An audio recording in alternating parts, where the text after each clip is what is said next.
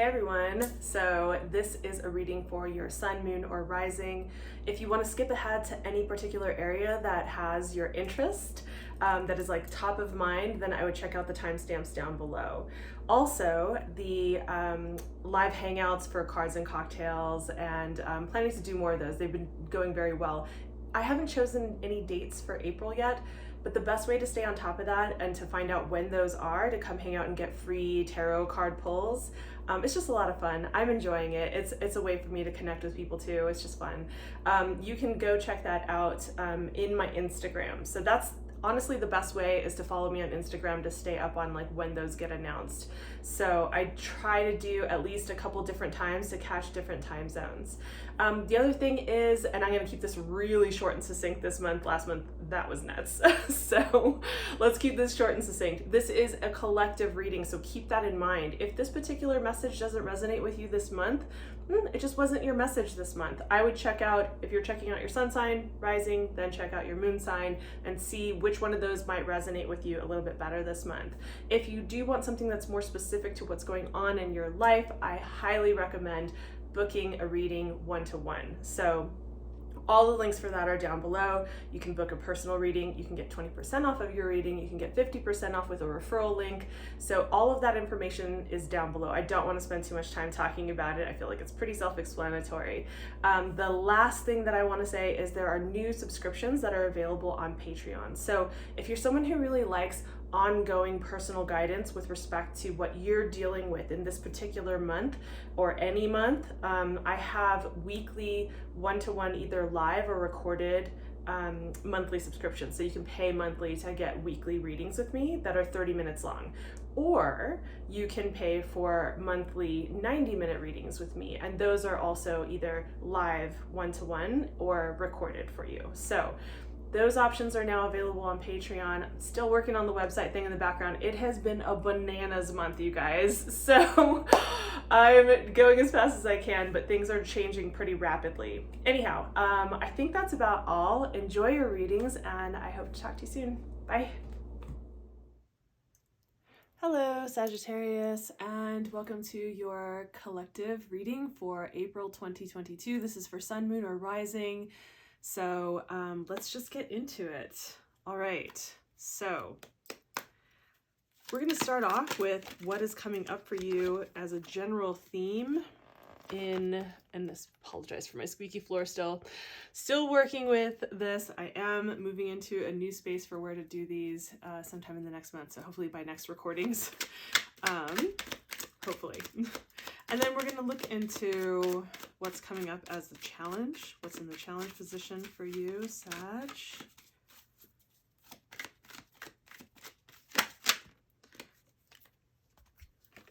Getting pairs of 2 here. Okay. And then what is coming up for your spiritual advice?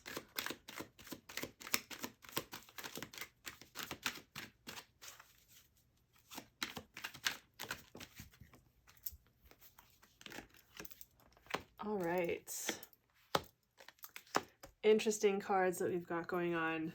All right, Sag. And then what do we have coming up for business? And then we'll dive in. So what is coming up for not just business, but finances, career, purpose? What's coming up in that realm? Love that card. It's actually, if you guys don't know, I do have some favorite cards in the tarot deck. That's one of them. All right. And what is coming up for the challenge position? And lastly, what do we have coming up for spiritual advice?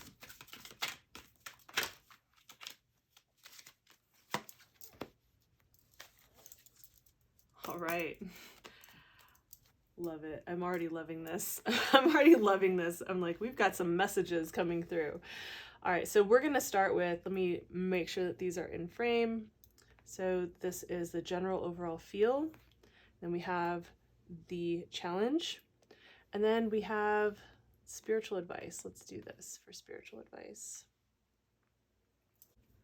All right, Sag, let's take a look at what we've got. I'm seeing some dreamers, some daydreamers, some coming out of some heaviness and some dark periods, some shadow work, some, you know, maybe confusion or anxiety, periods of that. And like there's a light at the end of the tunnel. So let's get into it. First of all, let's take a look at the overall feel. Now, again, we're looking at the general read. So this could be about any particular aspect of your life. This could be about work, career, relationships, right? It could be about anything. So this is the overall feel though. I really love that you have the Knight of Cups here. The Knight of Cups is moving towards your dreams, what you envision, the things that you love, the things that feel good, right? This is the Cups. This is about what feels good and moving in that direction. So that's what we're moving towards in this particular case. And there's kind of like this contrast here with the Four of Cups that's showing up, right? The Four of Cups is sitting here like, okay, daydreaming is definitely a part of this. It's like being in this world of like envisioning, right? Another word for daydreaming is envisioning, but we can get caught up in the world of daydreaming where we're just daydreaming, right? So that's one aspect of this. It's like, I want to move in the direction of the things that I love and that I really want to have in my life. And also there is this like, let me just keep being in the dream space. Like, let me not be in action. I like the way it feels when I dream about the possibilities, but not being in action. Let's be real, Sag. Let's be real about, if you are heavily Sag identified, you know that the struggle with procrastination and distraction is real. So, so that's one aspect of it. But then also there is this, that it's not showing up necessarily in the ways that you want. One, the other thing is that perhaps you're having things show up as you're moving towards what you want to be creating in your world, but you're not recognizing them because you're too busy staying distracted in the space of, I'm going to be in dreamland. I'm going to be in dreamland. And so I like so intently focused on what I'm dreaming about that I'm not even noticing these opportunities that are coming into my experience that lead me towards what it is that I want. I'm asking the universe for what I want. The universe is trying to hand it to me, and I'm too distracted to notice what the hell they're trying to give me, right? So that's part of this. The other aspect is that we have the challenge position of having too many options, too many dreams, too many things on the table, right? And again, it's like kind of mirroring this. It's almost like a crisscross, right? Wanting to create this feeling of stability, of legacy, whether you want to have children or a family or any of the white picket fence idea or not, whether your idea of legacy is you creating your personal lifetime legacy, whatever it is, it's about creating this level of stability and solid, like the good life, right? Like you've worked for your coins, you've gotten your coins, you're doing well with your coins, right? So there is this aspect of like wanting to build all of that. However, it's being contrasted by this experience of not really being able to step out of the dream world and pick a something, too many ideations, too many distractions, too many daydreams to follow. And I know it's really hard for multi-passionate people. Believe me, I'm one of those myself. So if this is you, where you're multi-passionate, you don't know like which idea to follow or like which path that you want to actually take, this is part of the challenge, right? And so needing to get some grounding, some clarity with that. Some of the spiritual advice that's coming through in relation to this, because I feel like this is actually very, like I said, the crisscross, it feels very clear. You're coming out of a period of, like I was saying, that anxiety, the stress, the insomnia, worrisome days or nights, feeling like you're having to get some clarity and having struggles with that, and all of the different things that come with stress and anxiety. And that there's like, with this particular card being in a spiritual advice position, how I see that is, there's a light at the end of the tunnel. You're moving through it. You're coming out of this experience. So and part of why I see that is because we have here the Chariot, right? So you're moving forward. There is forward movement. Part of the advice that's here though is to get aligned, like to be this is not about restrictive discipline, but it's about being disciplined about how you go about creating, like the structures, right? Part of this is about structure and forward movement. It's also about being aligned. Aligned is another, like, part of being disciplined in a way is being aligned with what you want. When everything has the, like, when it's very clear and you have a clear path of where to go and move forward from A to B, right? So this is really about getting that kind of clarity and moving forward.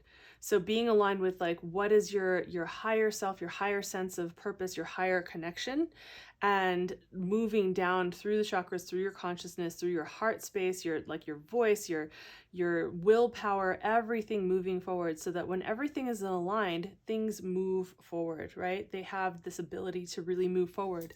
Now, the Queen of Cups showing up here, she's known as the muse, but she's also deeply psychic. So I'm feeling for some of you, there is this very strong connection to whatever this month, whatever you're moving towards and coming out of, there is this connection to your intuition, to your possible psychic abilities, to all of these different kinds of, maybe a spiritual connection of some sort, in very deep ways, which is going to clarify what to move towards, how to, like, and give you the awareness. When you're aligned, you have the awareness to actually notice what is coming up inside of, like, the omens or the signs or whatever's being offered to you, right?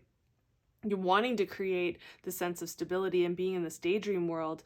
Well, when you can get really aligned and clear about where to move forward, and when you can tap into your intuition, this all starts to kind of fall into place, right? So I feel like that's pretty clear, Sag. I want to move on to take a look at what is coming up for business, right?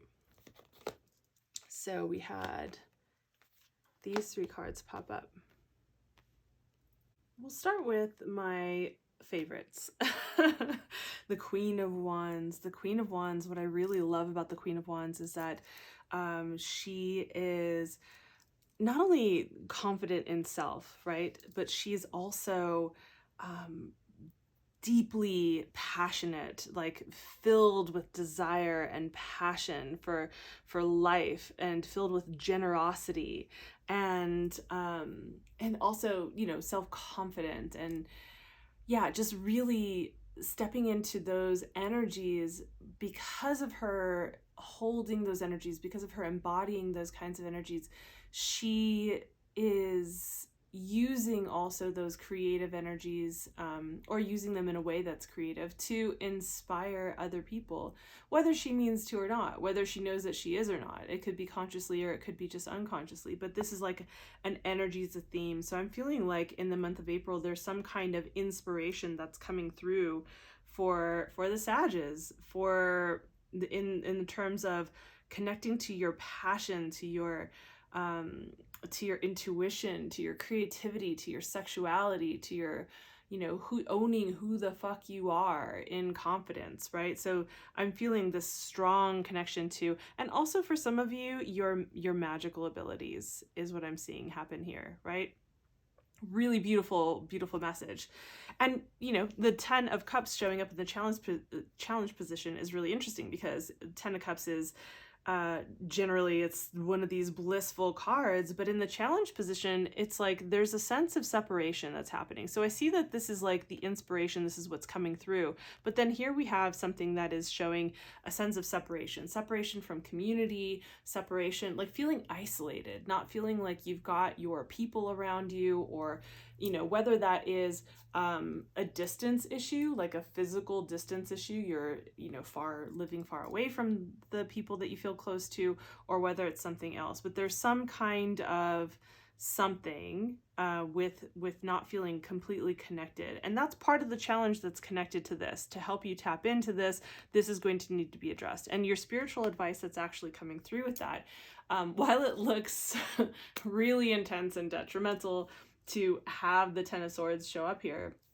what's beautiful about the 10 of Swords is that once you let go of certain patterns or ideas or things that you thought were going to actually show up in a certain way, right? Like you thought that Perhaps there were business ventures. Remember, we're talking about finances, business, purpose, career, right? All of these things, workspaces. Whatever, however you thought it was supposed to look or feel, or however you were pursuing it in the past before, whatever cycles you've been through or patterns that were unhealthy that were blocking you from that, it's about addressing that.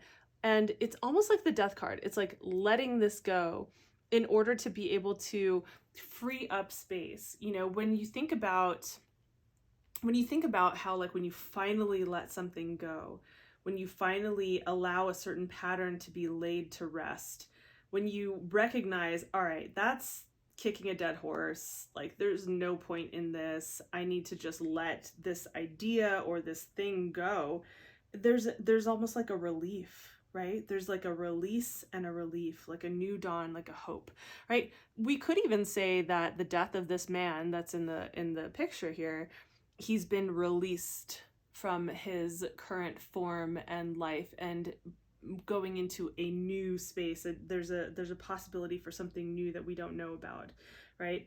And that unknown position can often feel like a little bit intense, but it's liberating, because we're liberating ourselves in having breakthroughs by releasing these things that no longer need to be a part of our life, right? So typically, yeah, when this shows up, it's kind of pointing to patterns and like blah, blah, blah. But in a position of like spiritual advice, it's like, all right, let go of those patterns. It's fine. Sometimes like sacrifices were necessary, and, survival had to happen. And it's this ritual of death and rebirth that we consistently go through with the rising of the sun and the setting of the sun, with the birth of new ideas or projects and the ending of those projects or ideas, right? So it's just needing to really pay attention to that. And for some of you, I'm getting that you need to pay attention to your health. I think that it's at the forefront, and for whatever reason, your health is connected to this. So, making sure that what I'm getting is your circadian rhythms are taken care of. Get into biohacking, get into longevity, like something where you're upgrading your health to be able to bring in the energy and hold the energy of like what it is that you're moving into next. So needing to really be on top of that, like get on top of some of those biohacking things. There are a lot of simple tools that are out there to get you started. If any of you want recommendations, I'm happy to let you know. You can DM me or you can throw it down in the comments. All right, so with that said, let's get into I have a lot of resources for that, but which is why I say that. So let's get into love. Love, Sag. What's coming up for love with you guys? All right. What's the vibe? What's the challenge that comes up with love? Ooh, Sag. We have 1, 2, 3, 4, 5, 6 cards that are coming up for love with the Sages and with the challenges. So what have you guys been going through? And then we have the spiritual advice. Okay, we're also taking a look at, as we have been doing, the goddess and god cards, and that is, once again, we could look at this as the yin and yang energies, the polarity energies of the universe that exist within all of us. And, so this is not about gender, identity, anything like that. This is about the energies that exist within all of us. So you look at these as archetypes and their strengths, and how you can embody those strengths to assist you through this month, through any of the challenges, through upgrading, through making it to new levels, new heights. Or if it is a part of your belief structure to believe in deities, then these are the homies that have your back. They're like, we're showing up. We're going to help you out this month. Don't worry, we got your back, right? So then we're also going to take a look at what's coming up in terms of like your ancestors, your guides, giving them more of a very specific voice. We have looked at spiritual advice, but let's hear a little bit more like a direct voice from your guides here. Okay. And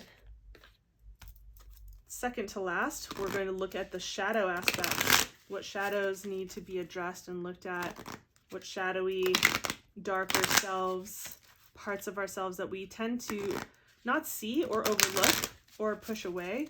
Another way to say that is blind spots. Okay.